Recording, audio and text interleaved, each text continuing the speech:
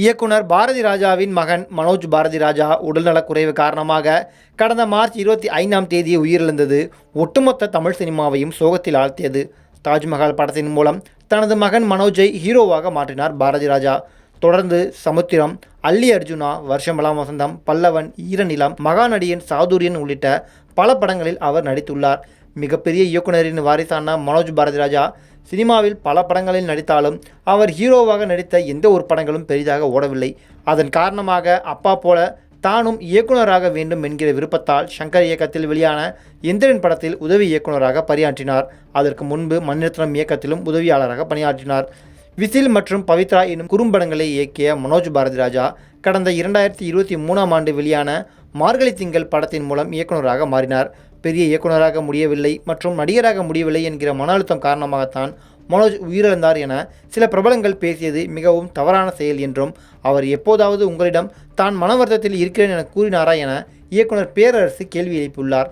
Cinema பிரபலங்களுக்கு இறுதி மரியாதை செலுத்திவிட்டு செல்லும் சில பிரபலங்கள் மைக்கை பார்த்தவுடன் தங்களுக்கு தோன்றிய விஷயங்களை அனைத்தும் தெரிந்தது போல வாய்க்கு வந்தபடி பேசி வருகின்றனர். அவர்கள் பேசுவது ஒரு நபரை பறிகொடுத்து பரிதவிப்பில் தவிர்க்கும் குடும்பத்தினரை எந்த அளவுக்கு பாதிக்கும் என்பதை கொஞ்சம் கூட யோசிக்காமல் வாய்க்கு வந்தபடி பேசி வருகின்றனர் என பேரரசு கூறியுள்ளார்.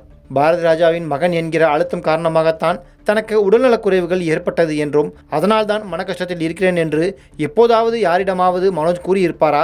நீங்களே ஏன் இப்படி சொல்கிறீங்க? இதெல்லாம் ரொம்ப தவறு என பேரரசு சில பிரபலங்கள் மற்றும் யூடியூபர்கள் மனோஜ் மரணத்துக்கு காரணம் இதுதான் என பேசி வருவதை கண்டித்து பேசியுள்ளார்.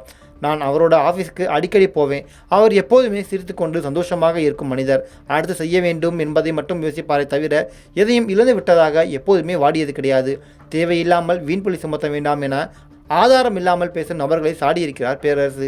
இயக்குனர் இமயம் பாரதி ராஜா இயக்குனராக வேண்டும் என ஆசைப்பட்ட தனது மகனை ஹீரோவாக்க வேண்டும் என கட்டாயப்படுத்தினார் என்றும், மனோஜுக்கு ஏற்பட்ட உடல்நலக் குறைவுக்கு காரணமே பாரதி ராஜா தான் என்றெல்லாம் பேசுவது முறையல்ல என்றும், மனோஜுக்கு ஏற்பட்ட உடல்நலக் குறைவுதான் அவரது மறைவுக்கு காரணமே தவிர மற்றபடி யாருடைய அழுத்தமும் இல்லை என தெளிவாக பேசியுள்ளார். பிரபலங்கள் உயிரிழந்த பின்னர் அவர்களை பற்றி அவதூறு பரப்புவதும் அவர்களது குடும்பத்தினரை குற்றவாளியாக மாற்றுவதும் சரி கிடையாது என்பதை உணர்த்தியுள்ளார்.